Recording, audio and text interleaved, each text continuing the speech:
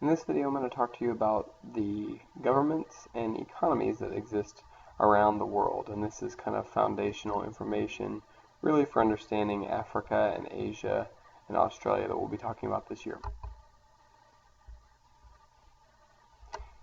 So at the end of this lesson,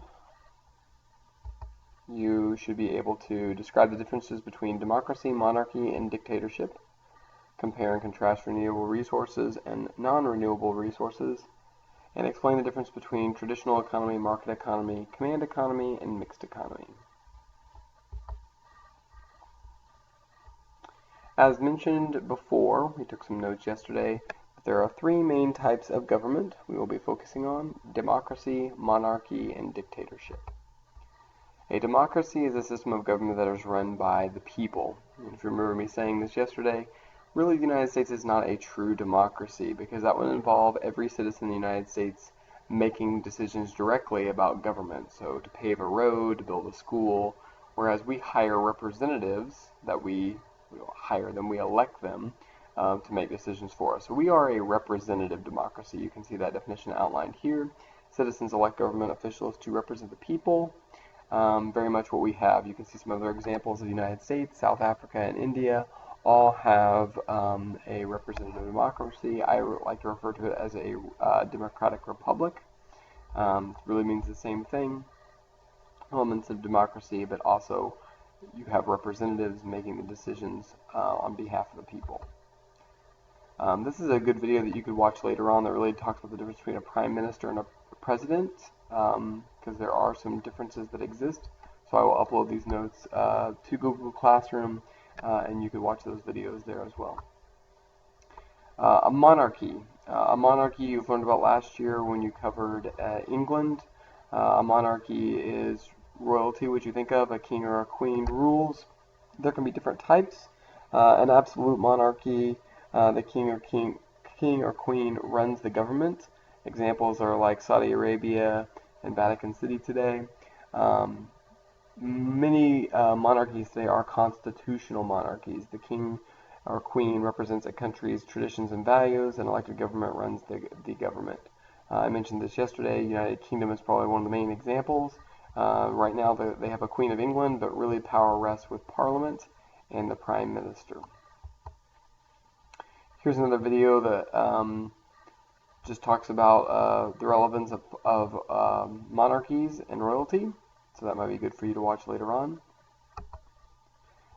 Dictatorship. A dictatorship is often referred to as like totalitarian government, where the government has absolute power, often in the hands of one or several people.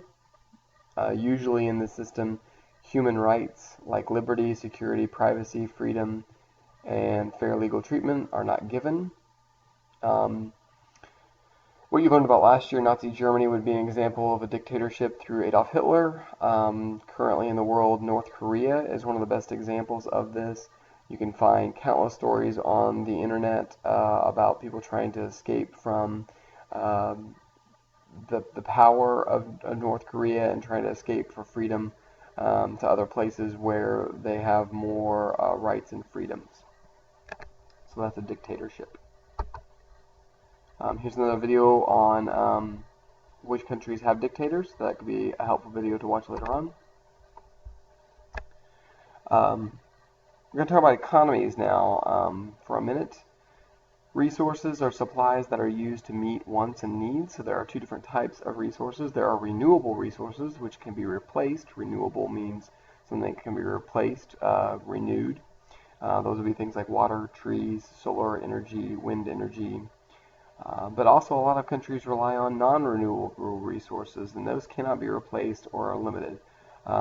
Things that are basically fossil fuels are a good example of that. Are oil, coal, natural gas, that all are formed from decayed matter that has accumulated over the course of thousands and thousands of years. That is what we're talking about here. And a lot of countries depend on these things. For example, many Middle Eastern countries depend on oil, but at some point that oil may run out, and in some countries it's actually decreased in supply, and so the economies have to adjust because of that. Obviously, more countries are successful when they have both renewable resources and non-renewable resources. Usually non-renewable resources are worth more money because they're more limited, and renewable resources in the long term pan out as a better option because you can produce them multiple times. There are a couple of different types of economies that we want to talk about. Traditional economies, as resources are distributed mainly through families. This we'll talk about more in the next unit of early civilizations. It's not really a practice much anymore as societies have become complex. The three big ones are market economy, command economy, and mixed economy. A market economy is much like what we have here in the United States. Production is privately owned. Businesses are privately owned by people. Even companies, like Nike are really a corporation, but they're owned by a person. It is guided and income is based on sales and the demands for product and resources. You've heard the probably expression supply and demand. That is much what governs market. So if people want to buy Beat headphones, then there's a demand for those. If people don't want to buy VHS tapes anymore, then they go obsolete and we stick to buying DVDs. And the market responds to that by what is produced in factories and by companies.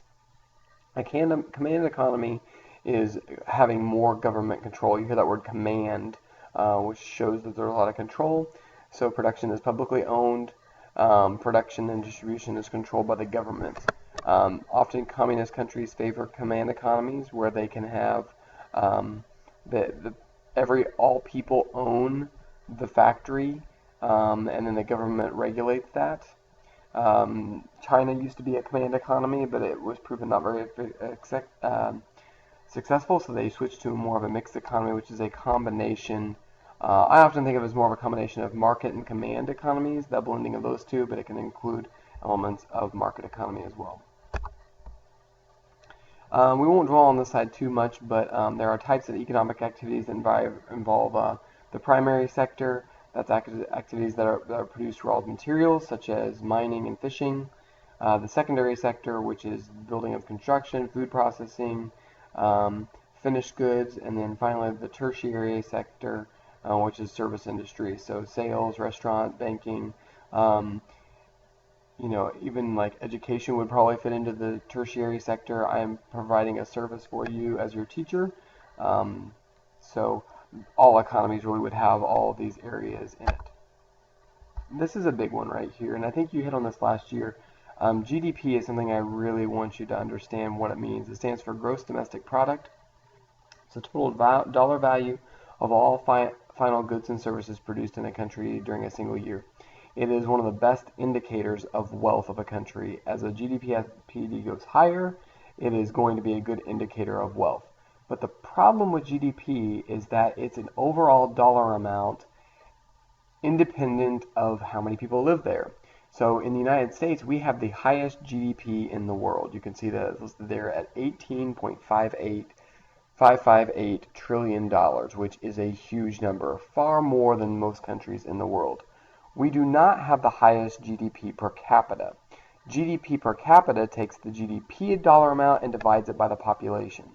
Because the United States has a fairly large population at like 300 million people, when you divide 18 trillion by 300 million, that amount only comes out to be $55,220. That's the kind of the average wealth of an American in this country. Now we know we have millionaires, but we also have people that live below the poverty line. So GDP per capita is sometimes even looked at as a better indicator because it takes into the size of the population of the country. Some of the Middle Eastern countries do not rank in the top 10 as far as GDP in the world, but they rank consistently high in GDP per capita. Areas like Saudi Arabia, Qatar is a good example, the United Arab Emirates. These are very wealthy countries, not because they have a high population like the United States, but because they have a lot of wealth per person. So GDP and GDP per capita are two really important terms to know. And then finally, we're going to conclude with this, is just that you probably noticed before that we have with trade, we have imports and exports. Exports are when we send products to other countries. Imports are when we buy products from other countries. And really, almost every country, including the United States, does a combination of these two. It's a successful business, but the more a country can export, the wealthier they're going to be. If they're importing all their goods, it's going to be a struggle to keep up financially in the world. So that's all I have for you as far as the slide. This is mainly chapter 3 of your text.